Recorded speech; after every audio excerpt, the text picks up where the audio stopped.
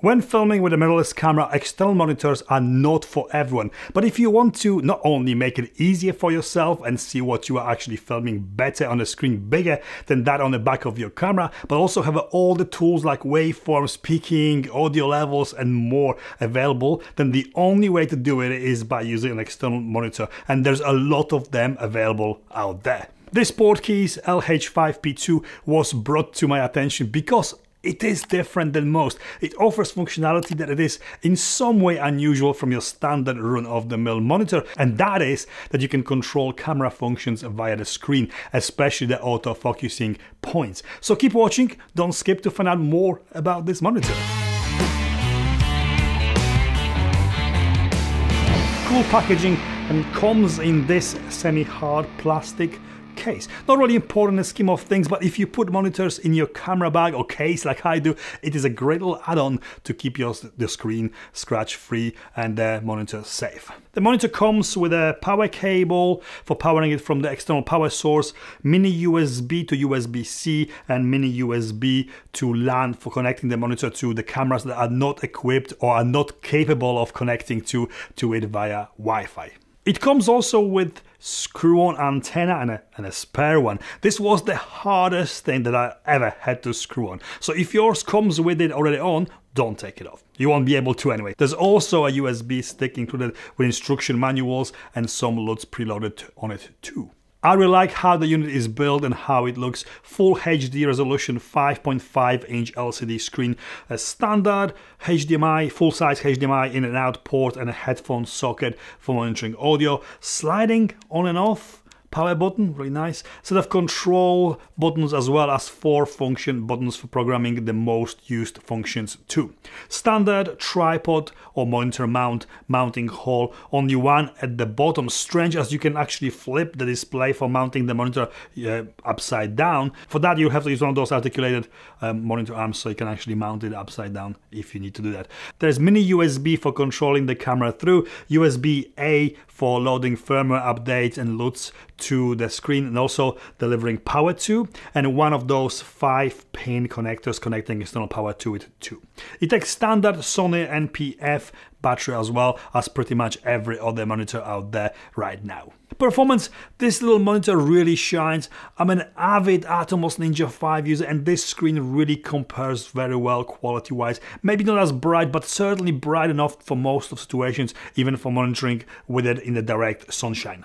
The menu and navigation system gets some getting used to, but once you crack it, it all actually makes sense. The menu systems are divided into 4 different categories that can be accessed individually by swiping the screen in 4 different directions. Swiping left enables the monitor settings, already self-explanatory, but one very simple function here makes it a winner when comparing it to Ninja 5 screen. You can adjust the color temperature of the screen by preset Kelvin values or manually. As much as I love Ninja 5's screen, it is always slightly green or it's got a color cast, and to calibrate it you need to buy additional expensive tools. This can be adjusted here straight out the box. Swiping right enables all the monitoring tools like focus, peaking, waveforms, false color, audio levels, zebras and so on, all the standard stuff.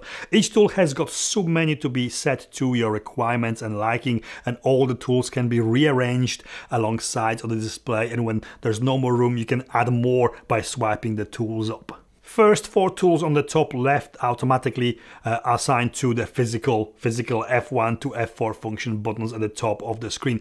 Great to stick camera record function there, as this will allow you to start recording in the camera via physical press of the button on the monitor regardless of what screen you are on. There's also control for de-squeezing the anamorphic signal and crop guide overlays. You can load your own custom LUTs and all the monitoring tools can be applied before or after the LUT has been added and enabled. Touching the screen once will always hide all the menus, not the tools, so you are utilizing the full display without any distractions. All pretty much standard. What's not so standard is the camera control via the screen. This monitor supports a lot of camera models from Sony, Panasonic, Canon, BlackMagic and GEEK. Most of the current cameras from these brands can be controlled via the monitor using USB cable, but some of the latest ones can be controlled via Wi-Fi too. I have tested it with Lumix S5, Sony a7 IV and Sony a7S III, and it works with all of them seamlessly. The connection, or how you connect it to it via Wi-Fi, is camera and brand dependent, but it is not overly complicated process.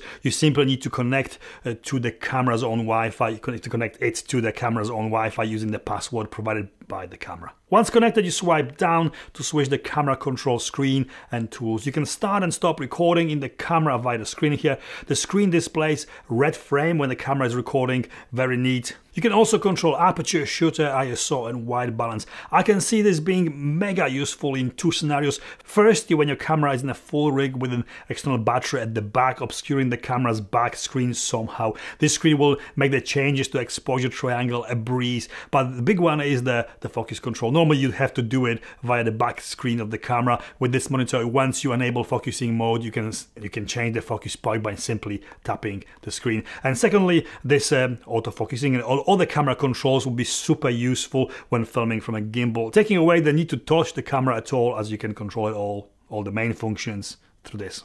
Also, by swiping up, you enable the menu tools to control the tilter follow focus system, which I can't test. The things I don't like about it, the focus peaking, just like with a lot of other monitors, goes over the camera feed, but also over some of the monitoring tools like Zebras, a bit annoying. The fan can be switched to low, almost silent mode, or high when it sounds like the whole device is going to take off. On low silent mode, the screen gets really hot. I didn't have a chance to run it for prolonged periods of time, or in the warm environments, or in the sun outside, and this could be an issue in the long run. You can also enable two-finger pinching, zooming, but it is so flaky and unpredictable, I can't really see anyone using it successfully. Conclusion, I didn't have huge expectations, as a lot of these budget monitors are very flaky and hard to use.